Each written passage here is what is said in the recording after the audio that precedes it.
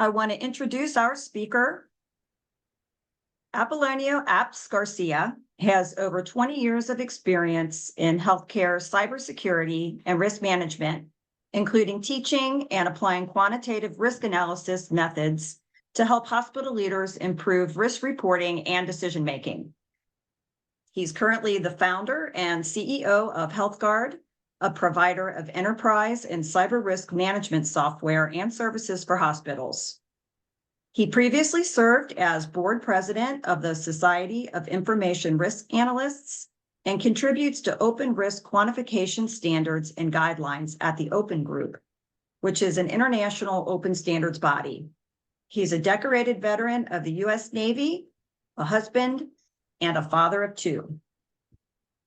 At this time, I'm going to hand the reins over. Apps, it's all yours. Thanks, Lynn, and welcome everyone. Very excited to be kicking off our new HIPAA Security 3.0 education series. This is going to be a monthly series, the third Thursday of every month, where we're sharing, our collective experiences and ideas and some of our innovations. And the entire purpose of this is to give back to the community. And make sure that the resources and our insights that we've learned in 2+ decades of doing this are accessible to everyone, even the customers and folks we aren't normally working with. So with that, this is going to be kind of a foundation setting session where we are going to be introducing quantitative risk analysis concepts to you. We've got several more parts to this series that'll hopefully provide some value along the way. But yeah, this is kind of the inaugural kickoff of setting the stage.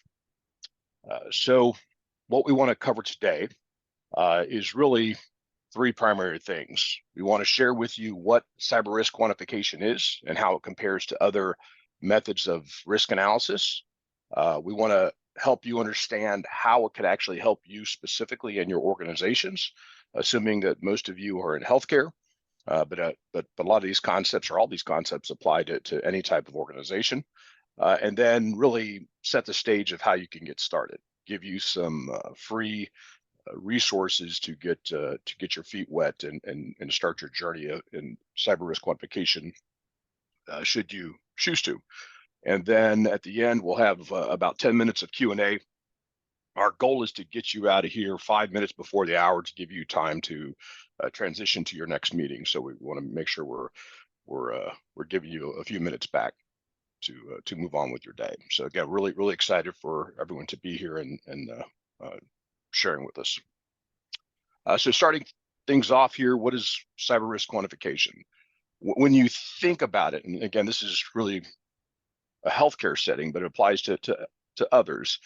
When we talk about cyber risk, we're typically thinking about some type of event, whether it be something as common and painful as ransomware, or unauthorized access to patient data.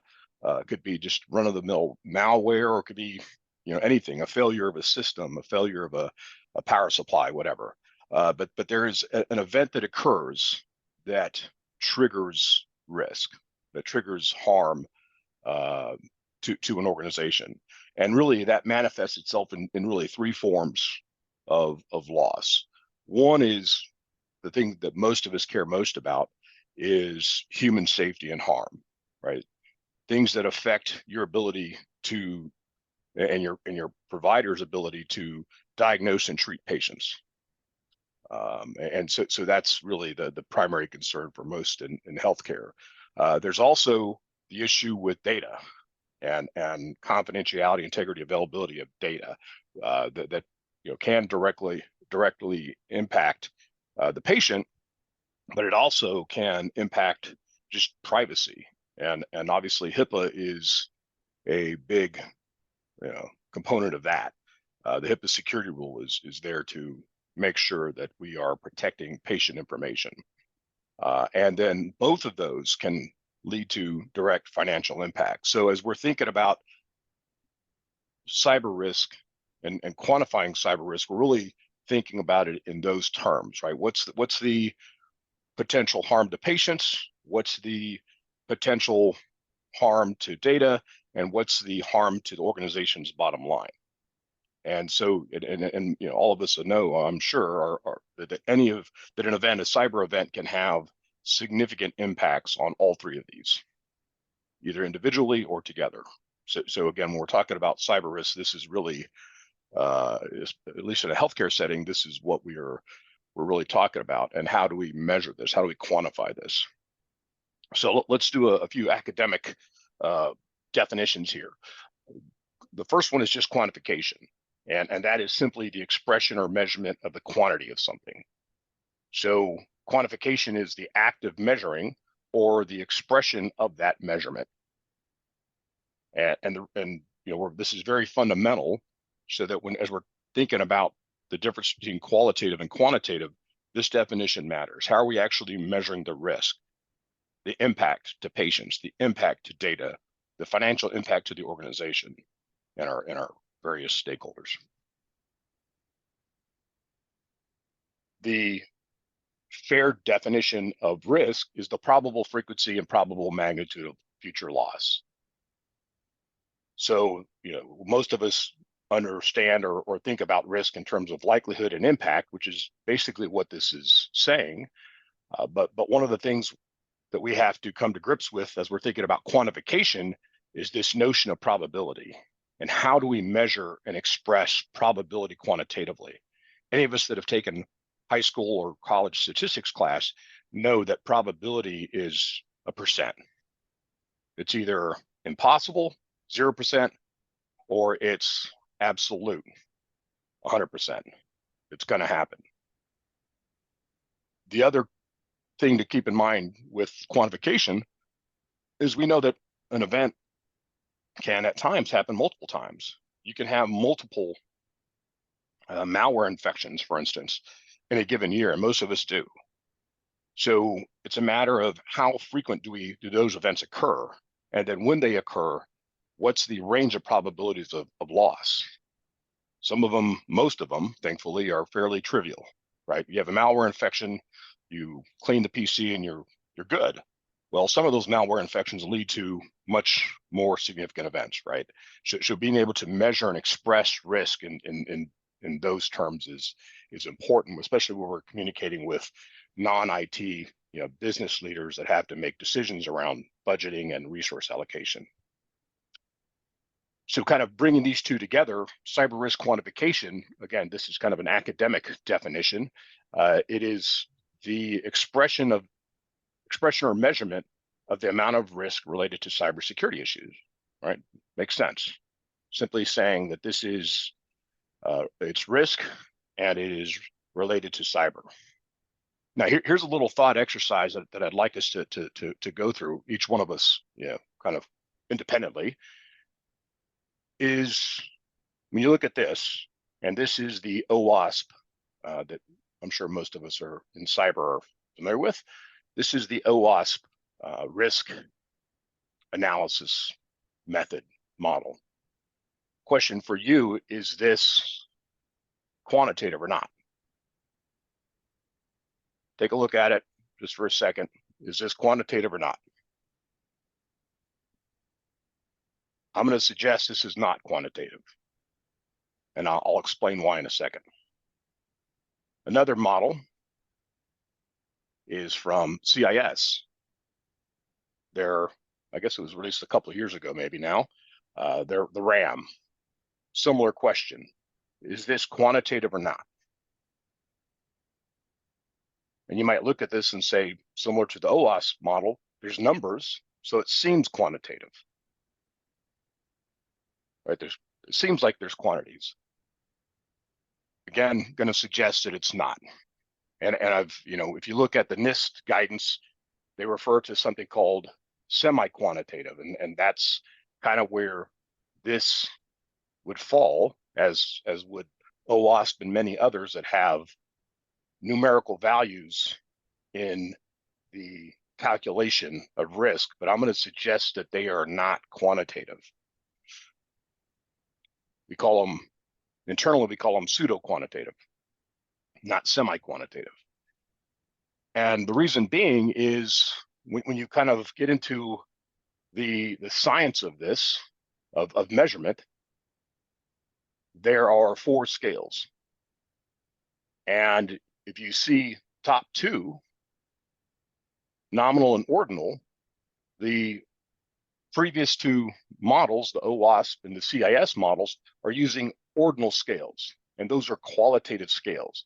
Those are not actual measures or quantities of something. And you can look at simply, I'll go back here quickly, this calculation of likelihood. When you look at it, it should be obvious that there's a problem with this. And the problem is, as I mentioned earlier, probability is 0 to 1, if you remember high school stats, right? The maximum you should have in a probability calculation is 1 or 100%. Here they're representing likelihood or probability in 4.375, which is, it doesn't make sense. It's not mathematically sound. So again, as we're thinking about, the difference between qualitative and quantitative, we need to keep in mind whether or not the model we're using or the method we're using is using mathematically sound methods. And just to kind of wrap this up, this part of the discussion, wrap this up, is when we're doing quantitative analysis, we should be using interval or ratios, and really the ratio is what we want to use, because you cannot do typical mathematical calculations on nominal or ordinal scales. You can't do multiplication or division, which is what is often done on an ordinal scale. You have to have a ratio or interval in order to do the typical mathematic calculations. So the the punchline is, just to reinforce this point, is you really shouldn't be multiplying ordinal scales. You can't take a likelihood of a 5 and an impact of a 4 and come out with a 20. Those are ordinal scales, and when, again, the math doesn't add up.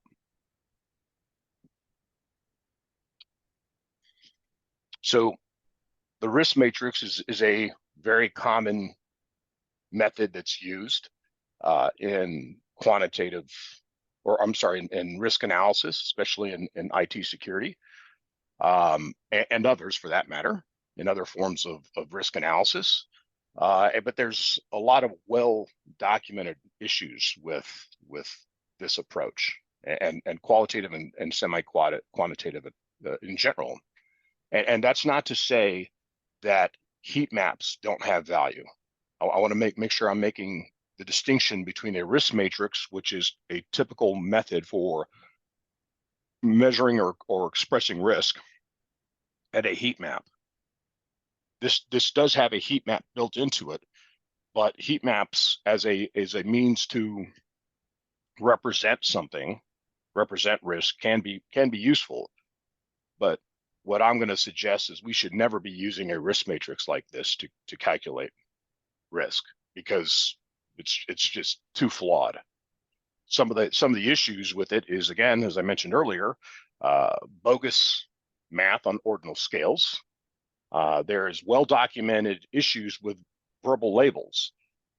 We often see labels like this: catastrophic or critical or high, medium, low, remote, likely, unlikely, etc. And there's been numerous studies that have shown that using verbal labels leads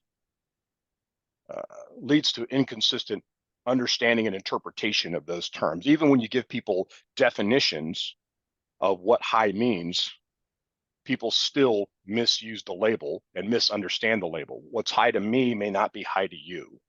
And you see this all the time. Range compression, cognitive biases, lack of clarity about assumptions, and lack of representation of uncertainty are all other problems. Just a quick note on this last bullet point. When you look at this, the risk matrix here, this is using something called a deterministic model. And deterministic models basically is where you have a single value variable. Like if you're measuring the dimensions of a room, and let's assume that it's a square room or a rectangular room, you're measuring that length times width of the room and coming up with a value. Length is 5, width is 4. The area of the room is 20 square feet. That is a deterministic model. Unfortunately, when we're dealing with risk, you don't have clear values for likelihood and impact, or frequency and magnitude of loss. Those that you need something that will account for uncertainty in terms of the range of possibilities or probabilities of a loss. Right, going back to the malware infection example, we know that a malware infection could be trivial, an hour or two of a desktop person's time to clean up the infection, remove the infection, or maybe reimage the machine, all the way up to a ransomware event that costs the organization millions of dollars and puts patients at risk. That's a big range of probability where this type of model doesn't account for that uncertainty or that variability in potential outcomes. So again, when we're looking at risk analysis, we want to use models and methods that allow us to account for that uncertainty and that represent our uncertainty in our calculations. So I want to spend a few minutes introducing one of the methods for quantitative risk analysis, and this kind of is really the de facto standard in cybersecurity. It's called FAIR, and I'm assuming some of you have heard of it, if not used it.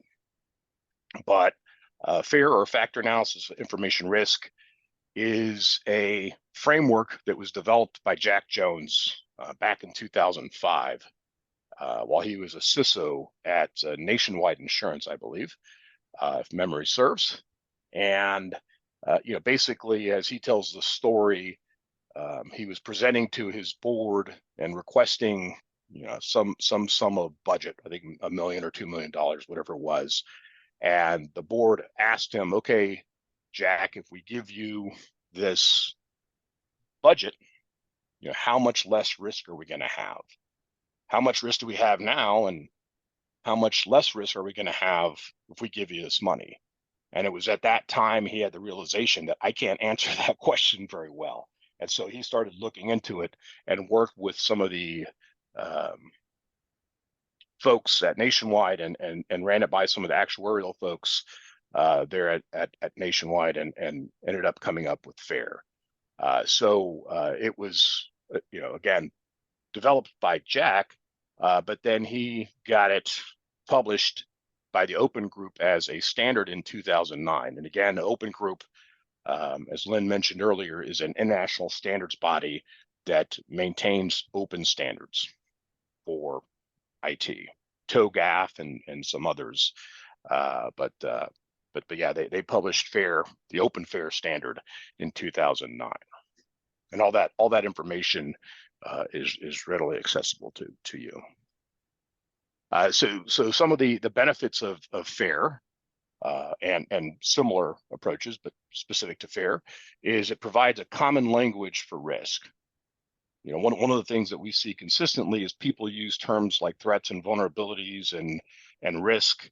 They use it sometimes interchangeably, where people will call something a risk that is really a threat, or something a threat that is really a asset.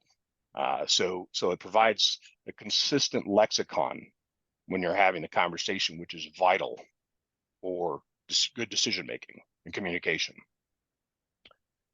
It provides a consistent model and structure for analyzing risk, and we're going to go into that a little bit next.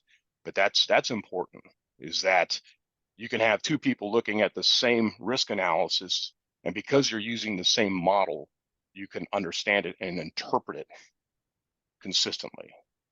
It uses mathematically sound and scientifically proven principles, which, again, referring to what I mentioned earlier with some of the issues with using ordinal scales and deterministic models, when you should be using something called a stochastic model, is important.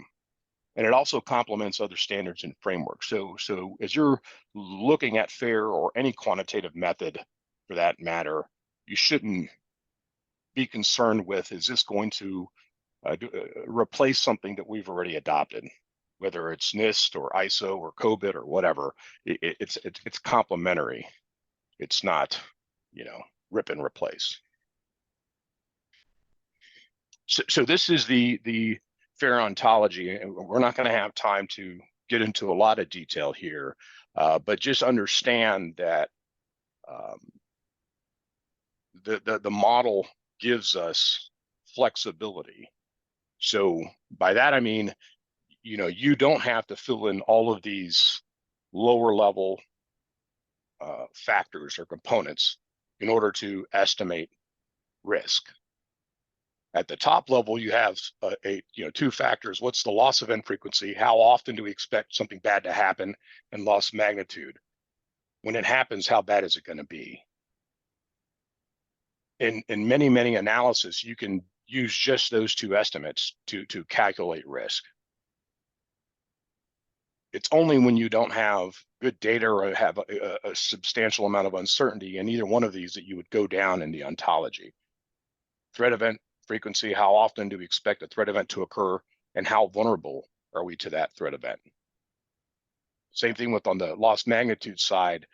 This idea of primary loss and secondary loss is very, very powerful. Primary loss is the losses that occur as a direct result of an incident. So you have a malware infection, the cost of cleaning that malware, the cost of investigating what the malware was doing, potentially activating your incident response team, et cetera, that would all be primary loss. Secondary loss is the loss associated with secondary stakeholders, meaning people outside of your organization. So that could be litigators, that could be regulators, that could be anyone that would take action based on the primary loss. So in healthcare, we know if we have a data breach, which would be primary loss, that some percentage of time, that will lead to a finer penalty. If it's reportable, you've got to report it. OCR will investigate it, and then on some percentage of time, OCR will issue a civil money penalty for non-compliance. And so being able to make the distinction between what is primary loss, which is more frequent, more common, and secondary loss, which is less common, but usually some of the most significant losses an organization face, being able to calculate that and represent that is important. Going back to the frameworks we're using or referencing earlier, especially the risk matrix, that doesn't really provide any visibility into any of these calculations or any of this exposure and risk the organization has. So again, this is you could take a 2-day class on just FAIR, on understanding the foundations and beginning to understand how to apply it. So we're just going to scratch the surface here. I just want to make sure that everyone understood what it is at a high level and some of the benefits.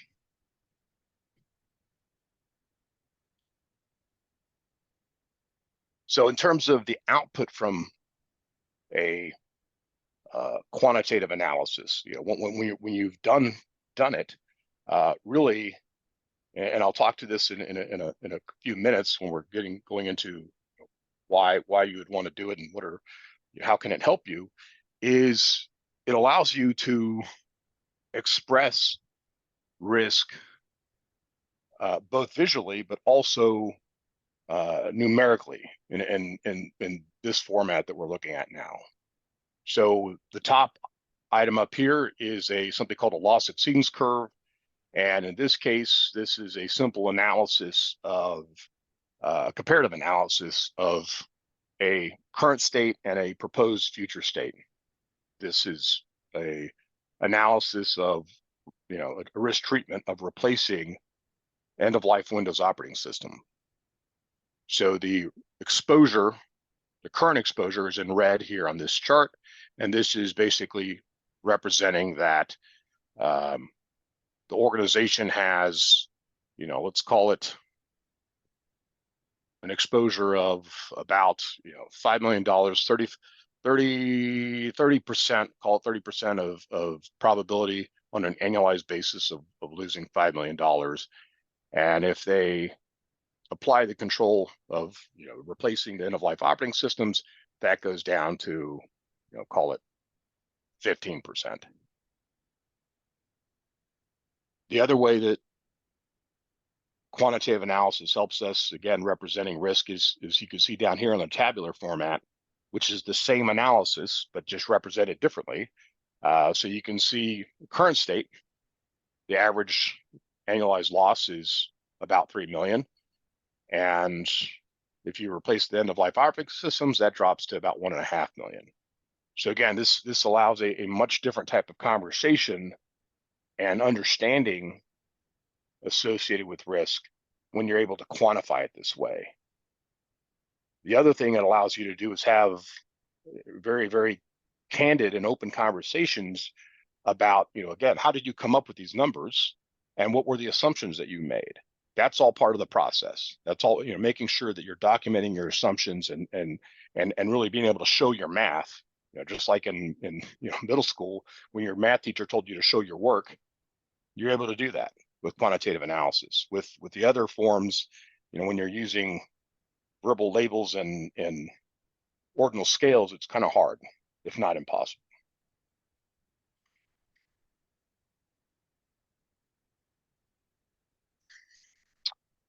So now jumping into how cyber risk quantification can help you and your organization, there's really three parts or three ways that I'll talk about.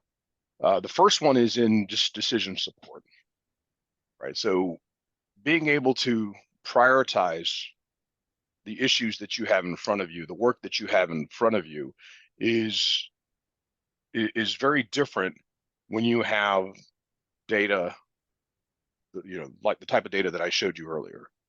One of the things that we see a lot of times in risk registers or even prioritization schemes that organizations use is you have a lot of red risks or high risks. And the question becomes is, which red is redder than the other? Which high risk is higher than the other? And, what we end up seeing is you have, 20 or 30 criticals and 10 or 15 highs and, however mediums and lows. It's really hard when you've got those types of categorizations to make decisions.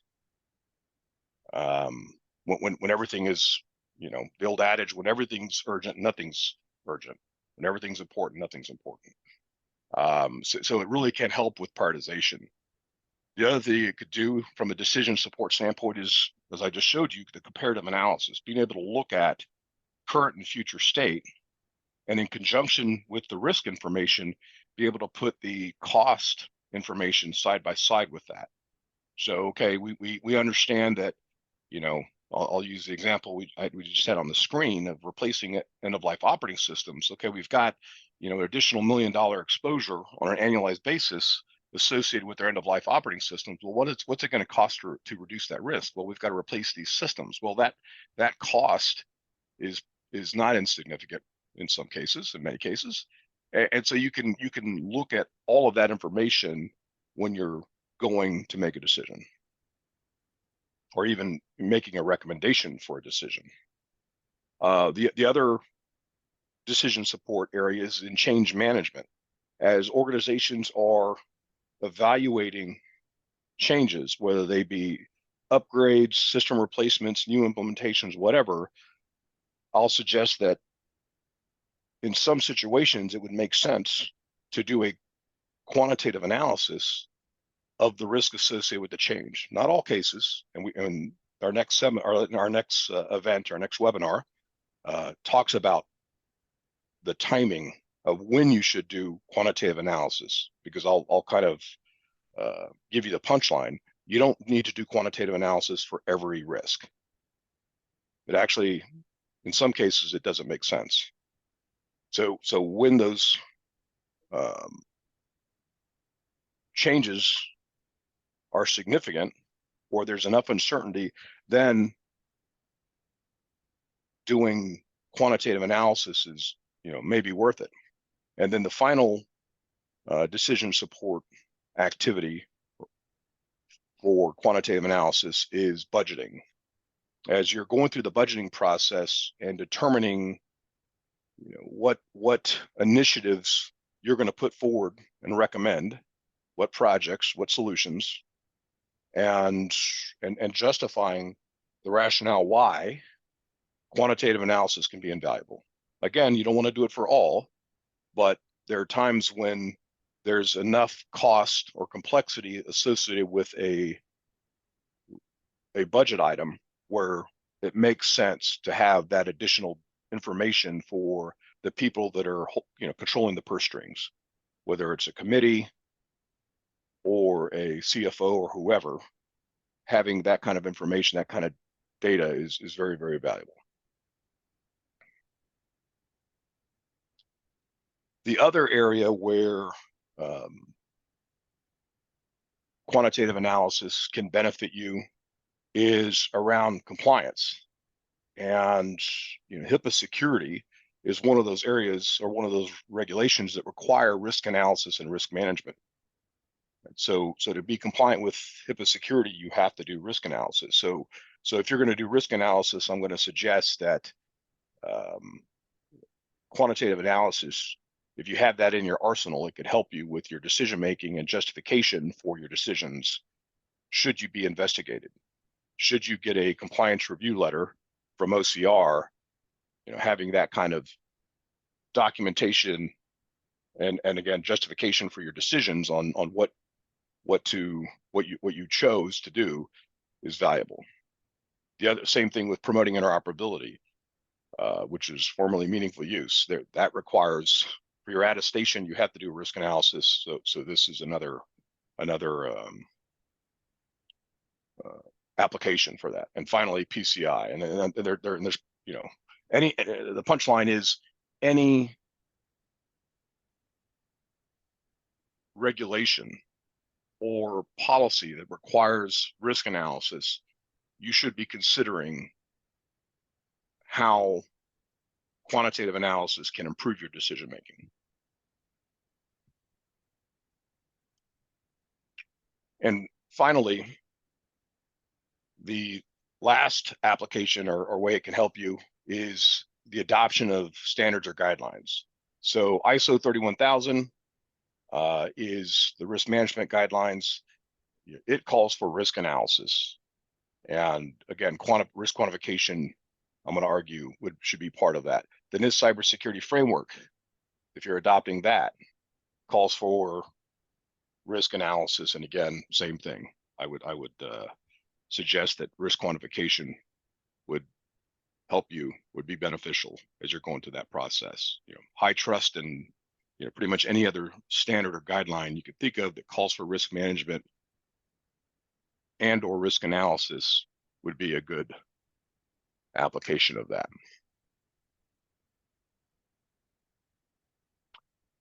So now I want to talk a little bit about how to get started. We're big believers of crawl, walk, run. And this, assuming everyone is here as part of the introductory session, is in the crawl phase.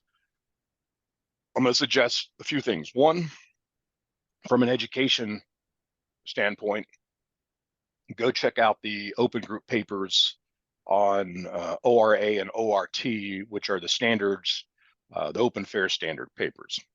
And as Lynn mentioned earlier, we're going to send out an email to everyone that'll include links to all these resources that we're referencing. So go check out these, go read the papers. That's a great way to start to get familiar with again, the approach, the standards, and it's all public information. I would also suggest you attend our future webinars. As we said, we have a 3-part series on risk quantification. We're starting off the HIPAA Security 3.0 webinar series with 3 sessions on risk quantification. So those are going to be valuable sessions. Also, joining communities of people that are that do risk quantification and where you can ask questions and learn from each other. If you're in healthcare, or specifically hospitals, I'm going to suggest you join our community because we are doing risk quantification specifically on hospital-related risks, not only cyber, but enterprise. If you're not in healthcare, there's a couple of organizations that you should consider. One is CIRA, the Society of Information Risk Analysts. That is a nonprofit. That is, I believe their dues went up to $100 or maybe $150 a year, but these are the best of the best from around the world. There's an annual conference called CIRACon, and it is the must, for me, the must go to conference for quantification. And the thing with CIRA, it is model neutral, vendor agnostic, right? So there's not a specific model, risk quantification model, or vendor that they're promoting. It's all nonprofit. And again, I was on the board and I was lucky enough to serve as their president for a few years. So great organization, really smart people from around the world. Another community is Fair Institute. They, as the name implies, it's specifically about FAIR, which is just a model, an approach. We're fans of FAIR, but it's, FAIR it's a singular focus with the FAIR Institute. They also are backed by a vendor. So, you're going to get a little bit of, in my opinion, a little bit of bias because they are, pretty much run by an organization, but still very valuable, a lot of good information, and FAIR is very powerful. On the tool side, again, because we're in the crawl phase, I'm going to suggest that you start with a tool that we developed called the Basic Risk Calculator, which is free. And I'm going to talk a little bit more about that. But this is something that, we'll send you a link to, and you can download it. It's Excel based and it's completely free. And I'll, again, walk you through some of this. So the Basic Risk Calculator, it's a quantitative replacement for the risk matrix. And by that, we mean it's a simple 2-variable model. One of the things that, people love about risk matrices is the simplicity. And, you simply have to estimate likelihood and estimate impact. And, if you could see kind of here in the background of this image, you could see that you could calculate risk, very, very easily with that. So people love it. So we developed a simple model, quantitative model that can replace that. It's free, it's Excel based, and you don't need anything. You don't even need plugins to use it in Excel. Just native Excel, download it, you can run it, which is cool. The information uses something called SIPMath, and actually the model, the calculation uses something called SIPMath, which was developed by a gentleman named Sam Savage at the probabilitymanagement.org.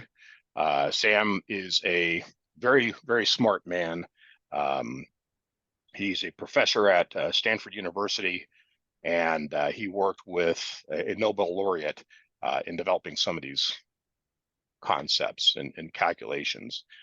So very, very, very powerful method for running Monte Carlo and stochastic modeling.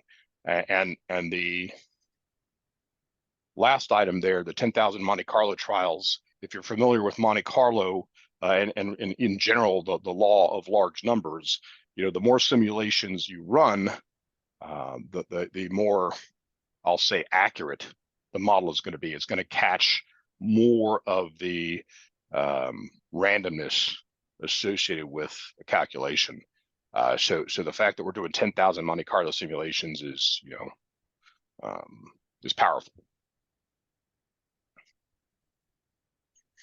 So this is what the primary sheet looks like. And again, I'm going to walk you through another slide here that has a little bit more detail. But basically, there's not a lot to it. You think about it here, you've got define your risk scenario. So that's one input. Document your rationale and assumptions. That's the second input.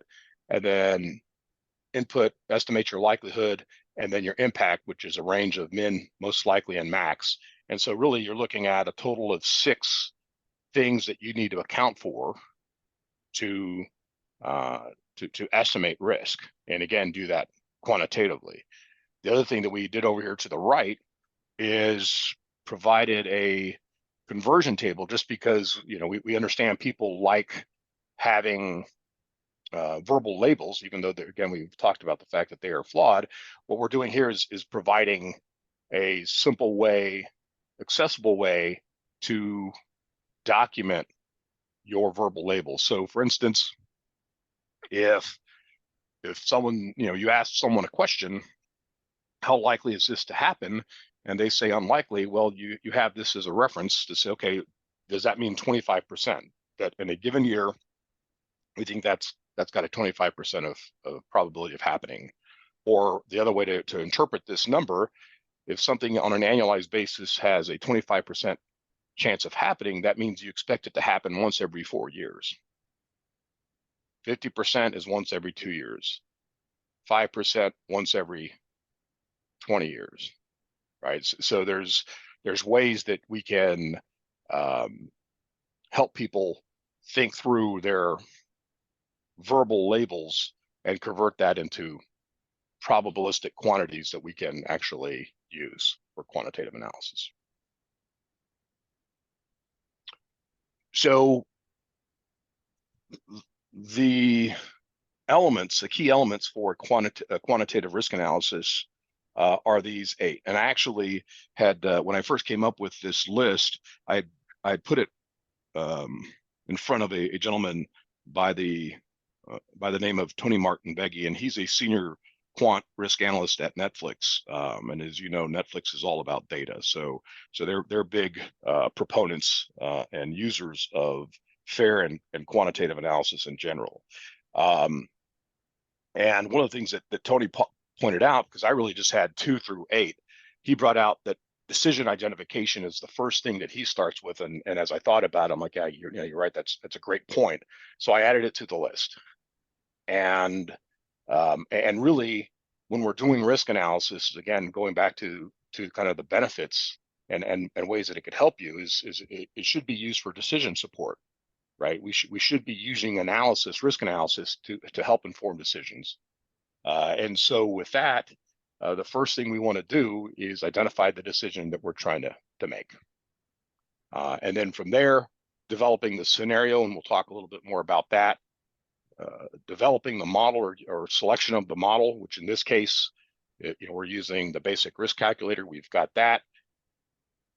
The probability distributions, again, this is something that's kind of happening in the background, but it's something that we need to be aware of. Coming up with the estimates, which we'll talk about, documenting our assumptions and rationale, running the Monte Carlo, which again is the method of doing the math, which the basic risk calculator has all that built in, so you don't even have to worry about it. You just enter the information and it takes care of the rest. And then finally, translating and communicating the results. So being able to interpret what the model is telling you and having, using that to either inform a decision or communicate to someone who's making a decision. And so these are kind of the simple, if you will, 8 key elements of every quantitative risk analysis. So this is an example of what that looks like. The first thing is to define the scenario here, and typically what we'll do is have risk associated with, in this case, an IT employee or contractor accidentally misconfiguring an internet-facing web application, exposing patient health information to unauthorized individuals, which is a confidentiality/data breach issue. Right. So that's in this case, this is the risk that the organization is concerned with. And from the first input here is likelihood, which is, in this case, it's 5%, which means we expect that to happen once every 20 years.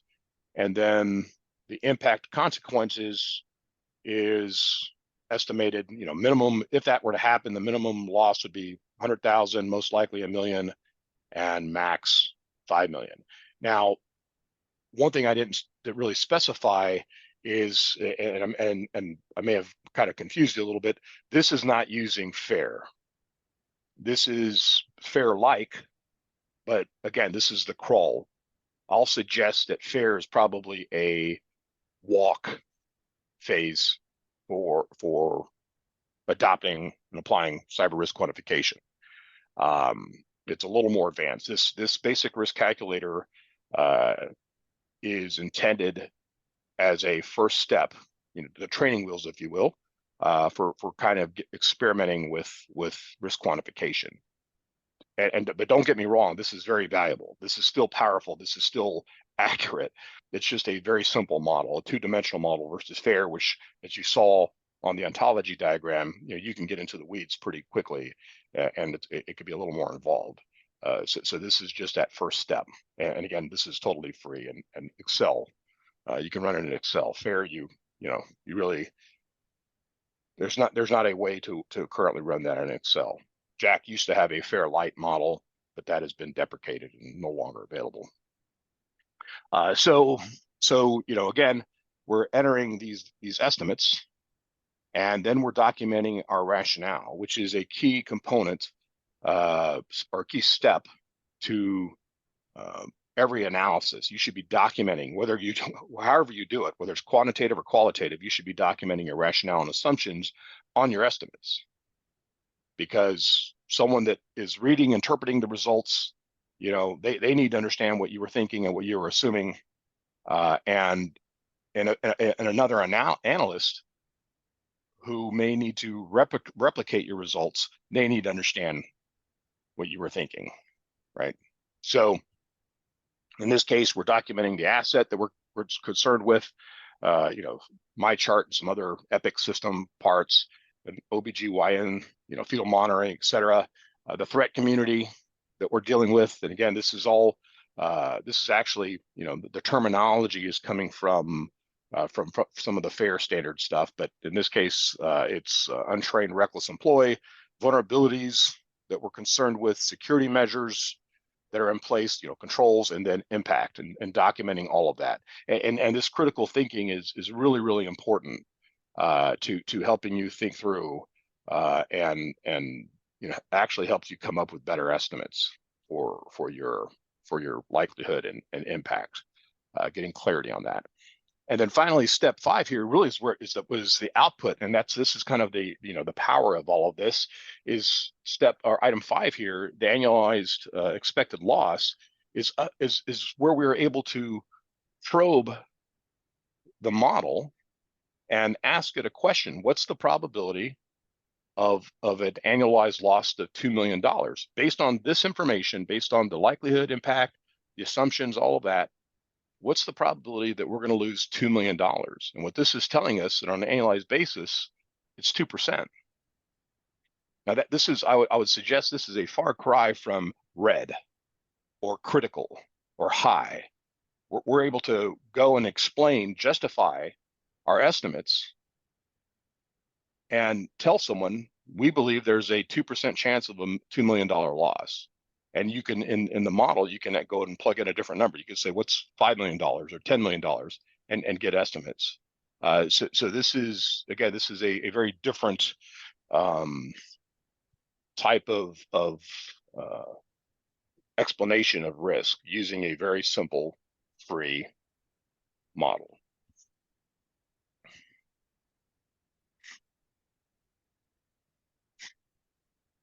So that is it.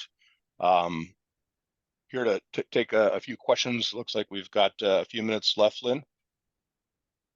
Yeah, we do, apps. Just a couple. So one question would be, does quantitative risk analysis meet the HIPAA security rule requirements? Yes. So HIPAA security rule doesn't prescribe quantitative or qualitative or anything else. And actually, HHS a few years back issued a paper on basically the benefits and differences of quantitative analysis, and it was very, very telling that even though they're not requiring it, that HHS is, at least the paper was very pro quantitative analysis. It explained some of the deficiencies in the non-quantitative approaches, and explained why folks would do it. And I tell you what, Lynn, why don't we include that, or ask NOLA to include that in the follow-up email? Well, I'll link to that paper. Sure. So another question, apps, would be, if I'm doing a fair risk analysis, where do I get the data? So when we're doing analysis of any sort, we're either going to be dealing with data that has come from a system, or from a log or something like that, right? It's a recorded history of something. Many times we don't have that. Many times you can't tell me with any certainty how many lost laptops do you have in a year. That's probably a bad example, but there's times when you just don't have data. So what we use in this type of approach is something called a calibrated estimate. So we take, not we, but when you're doing quantitative analysis, the people that are subject matter experts, the people that are that you're using as data sources for your estimates, your inputs to the model, you take them through calibration to basically help them account for their cognitive biases, overconfidence, etc. And after they're done with the calibration, it's proven, you're able to measure it, that you're able to get better estimates, even on things that they may not be, fully aware of, or data that they say, oh, I just don't know. So it's either from data sources, or it's from calibrated subject matter experts. Thank you for that. Sure. Looking at the time, I think that's all the time we have for today, just to give people a few minutes back. Thank you so much for joining us today. We really appreciate you being here and taking the time to learn with us about cyber risk quantification. Before we go, I'd just like to remind you that the next event in our webinar series, How to Decide When to Perform a Quantitative Risk Analysis Is the Juice Worth the Squeeze, is coming up on June 27th. That's 5 weeks from today. You can reach out to us through email, LinkedIn, visit our website to register or learn more. There's also a QWERTY code on the screen there. You can take a picture of that and get to the event registration there as well. Thanks again for spending time with us today, and we look forward to seeing you next time. Thanks, everyone. Have a great day.